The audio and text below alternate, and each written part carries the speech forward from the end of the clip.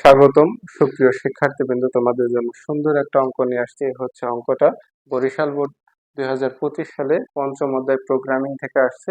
উপরে আমাদের এর সমান সমান একটা ফিগার দেওয়া আছে, এটা হচ্ছে অঙ্ক।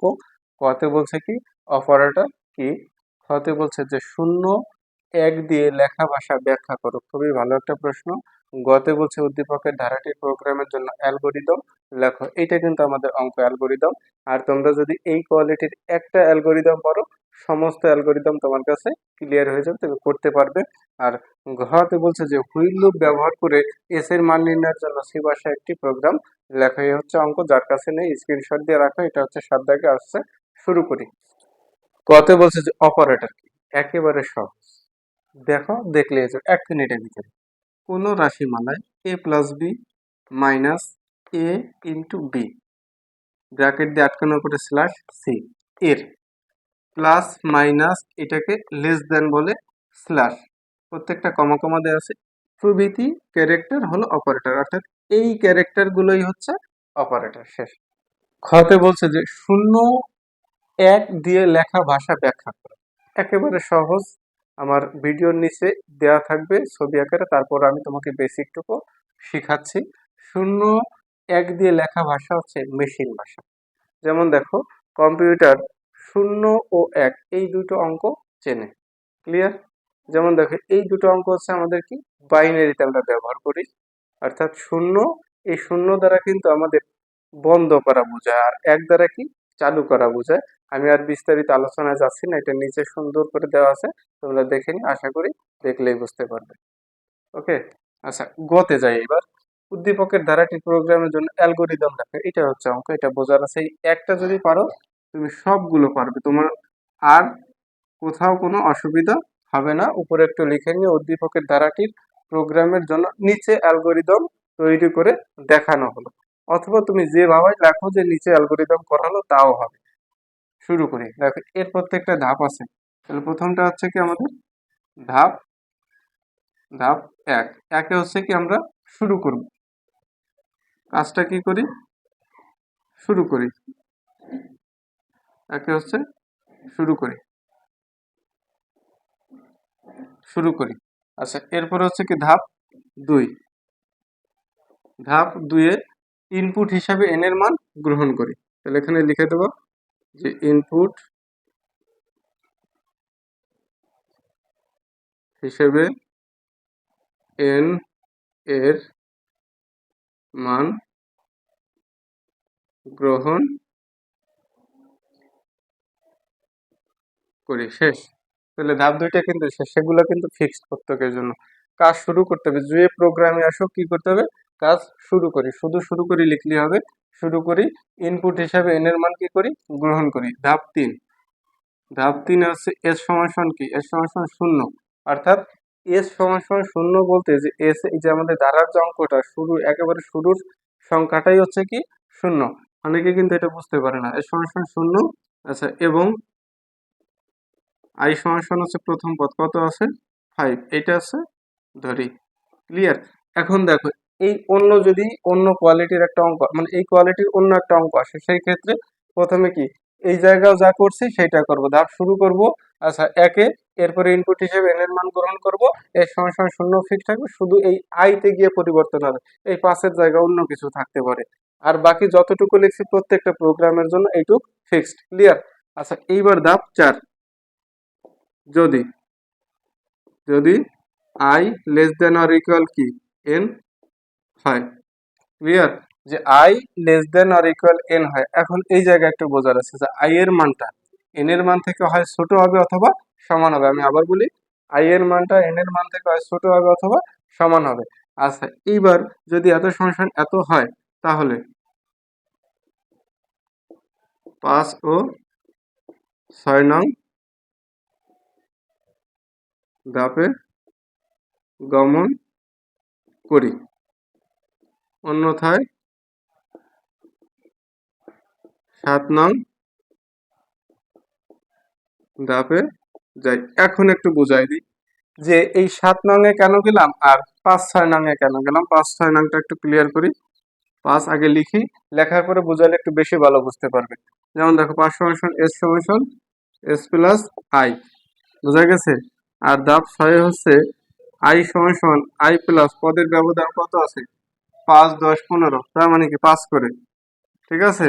আচ্ছা এই জায়গায় একটা কথা আছে যে আই এর মান আগে লিখি, তারপরে সব বুঝাই দেবো। আই এর মান বৃদ্ধি করি এবং পুনরায় পুনরায় 4 নং ধাপে ফিরে যাই বা 4 নং ধাপে যাই। যেমন দেখো এখন আবারও বলি, আগে লিখি তারপর তোমাকে ক্লিয়ারলি বুঝাচ্ছি, তাহলে ভালো বুঝতে পারবে। ধাপ 7। আচ্ছা 7 নং ধাপে কি করব আমরা, এস এর মান ছাপাই। আচ্ছা এখন ধরে নিলাম আই এর মান আছে আমাদের, এই আই এর মান আছে ধরে নিলাম 100, জাস্ট এটা ধরলাম। এখন বলছে কি যে আই, সরি আই এর মান না, ভুল হয়েছে, এখানে আই এর মান হবে না, এখানে এন এর মান ধরে নিলাম 100, ঠিক আছে। যে I less than or equal N, তাহলে এন এর মান যদি 100 ধরি, আই এর মান কি হবে, ওই 100 থেকে ছোট হবে, তাহলে আই এর মান হতে পারে 2, তারপরে হতে পারে কি 3। ধরে নিলাম আই এর মান হয়েছে 2, তার মানে কি শর্তটা ঠিক আছে যে আই এর মানটা I less than or equal N, অর্থাৎ এন এর থেকে কি হবে, আই এর মানটা ছোট হবে, তাহলে 2 যখন থাকবে তখন ছোট, ছোট যখনই হবে তখন এই এস সমান এস প্লাস আই সমান আই প্লাস 5, এই দুইটা ধাপ আমাদের কি করবে, কাজ করবে, এবং আই এর মান বৃদ্ধি করে পুনরায় ওই যে 4 নং ধাপে ফিরে যাবে। ক্লিয়ার। এখন একটা কথা আছে, 2 এর পর আমি 3 দিয়ে টেস্ট করতে পারি, 4 দিয়ে টেস্ট করতে পারি। এইবার আই এর মানটা হয়েছে আমাদের এই আই সমান হয়েছে 99, তারপরও কি হবে, আমাদের এই ধাপটায় আসবে, কারণ কি ওই ধাপটা অতিক্রম করে নাই, এর থেকে বড় হয় নাই। আই এর মানটা যদি এই 99 এর জায়গায় আমাদের 100 হয়, বলছে কি যে আই এর মানটা হয় ছোট হবে অথবা সমান হবে, এখনো কন্ডিশন ঠিক আছে, এখন এই জায়গায় আসবে, আবার এই জায়গায় যে শর্তটা মিলাবে, মানে কথাটা এরকম যে আই এর মান যদি 2 হয়, এখানে এসে শর্ত মিলে এই জায়গায় যে আবার শর্ত মিলাবে, 3 দিয়ে হলে আবার শর্ত, 4 5 6 7 8 100 পর্যন্ত এই কন্ডিশনটা কি করবে, এখান থেকে এই জায়গায় যাবে, ওই যে যখন দেখা গেছে কি এবার আই এর মান হয়ে গেছে আমার 101, তখন কিন্তু আর ওই শর্ত এখানে এসে আর মিলানোর প্রয়োজন নাই, কারণ অলরেডি এটা বেশি হয়ে গেছে। তখন ওই যে কি করি, যে অন্যথায় 7 নং ধাপে যায়, এই যে এস এর মানটা কি করব, ছাপাই দেবো, তারপরে আমাদের আর কোনো কাজ নাই। এখন ধাপ 8 হচ্ছে কি, এই কাজটা কি করব, শেষ করব, শেষ করি। মূল কথা হচ্ছে যে আই এর মান যখনই এন এর মান থেকে বড় হয়ে যাবে তখন আর কাজ করবে না, তখন আমরা কি করব, এই 7 নং ধাপে আসবো, তখন এস এর মানটা ছাপাবো, কাজটা শেষ করে দেবো। আর যতক্ষণ পর্যন্ত আমাদের আই এর মানটা ছোট থাকবে বা সমান থাকবে, তখন এই ঘুরতে ঘুরতে শুধু এই জায়গায় যাবে। আশা করি সকলে বুঝতে পেরেছে এটা। আর এইটার আদলে আমাদের এই ঘ নাম্বারটা আমরা এখন শেষ করব। এই ঘোয়াতে বলছে যে হুইল লুপ ব্যবহার করে এস এর মান নির্ণয়ের জন্য সি ভাষায় একটি প্রোগ্রাম লেখো। যারা এইটা বুঝতে পারবে, এই অ্যালগোরিদমটা যে বুঝতে পারবে, প্রোগ্রামও সে করতে পারবে, শুধু দেখে দেখে করব। তুমি একটু দেখো, দেখলে তোমার আর মুখস্থ করতে হবে না, তুমি 2 মিনিটের ভিতরেই পারবে। শুরু করছি, তার আগে আমি একটু এখান থেকে মুছে নিচ্ছি, যার কাছে প্রশ্নটা নেই স্ক্রিনশট দিয়ে রাখতে পারো। আমরা হুইল লুপ ইউজ করতে হবে আমাদের এখানে।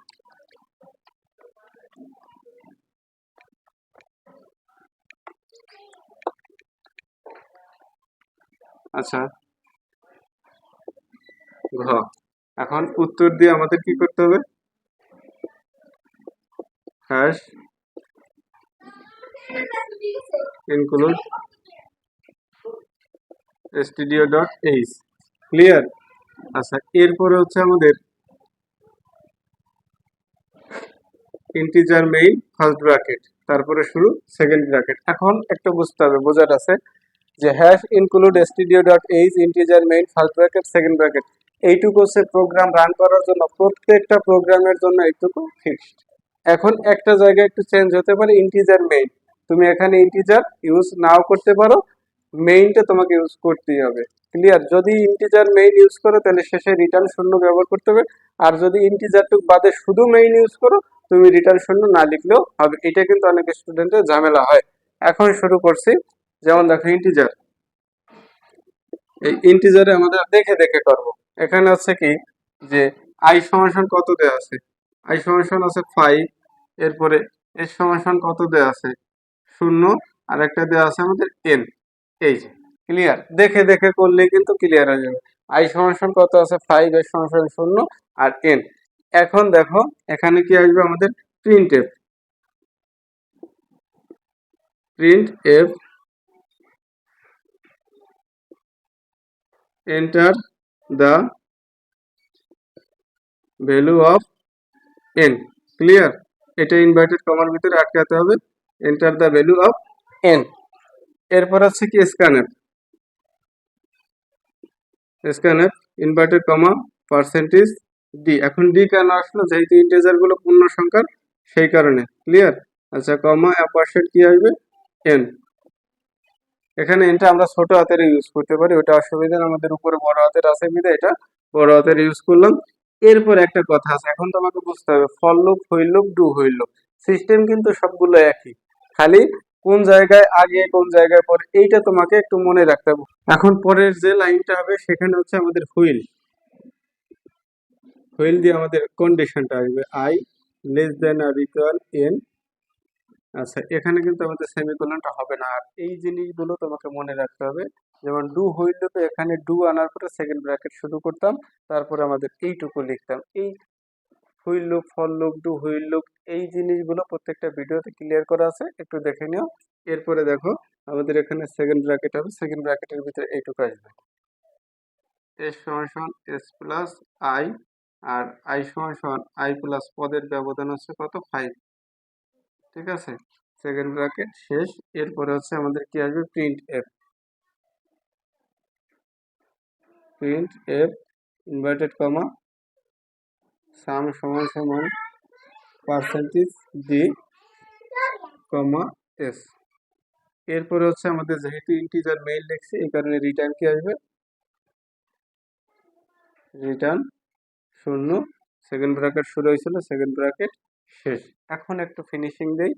যেমন দেখো এই পর্যন্ত প্রোগ্রাম রান করার জন্য ফিক্সড ইন্টিজার এইটুকু হচ্ছে আমাদের এখান দেখে ডিক্লেয়ার করতে হবে কি কি আছে। Print F scanf enter the value of N percentage D Ampersand N. Clear, আচ্ছা এরপর হচ্ছে হুইল লুপে শুধু এই জায়গায় হুইল আনার পরে কন্ডিশনটা নিয়ে আসতে হবে, মনে রাখতে হবে হুইল লুপে ফিক্সড এই ফিগার টু, এই জায়গা থেকে এই ফিগার টু কিন্তু তোমাকে মনে রাখতে হবে এই পর্যন্ত যে হুইল লুপের জন্য এইটুকু। ডু হুইল লুপ আসলে এখানে ডু আসতো, তারপরে এইটুকু আসতো, এই কন্ডিশনটা নিচে আসতো, এরকম সিস্টেমেটিক হয়ে একটু মনে রাখতে হবে। ক্লিয়ার, এরপরে প্রিন্ট এফ সাম সমান এত রিটার্ন 0। সবাইকে অসংখ্য ধন্যবাদ সাথে থাকার জন্য।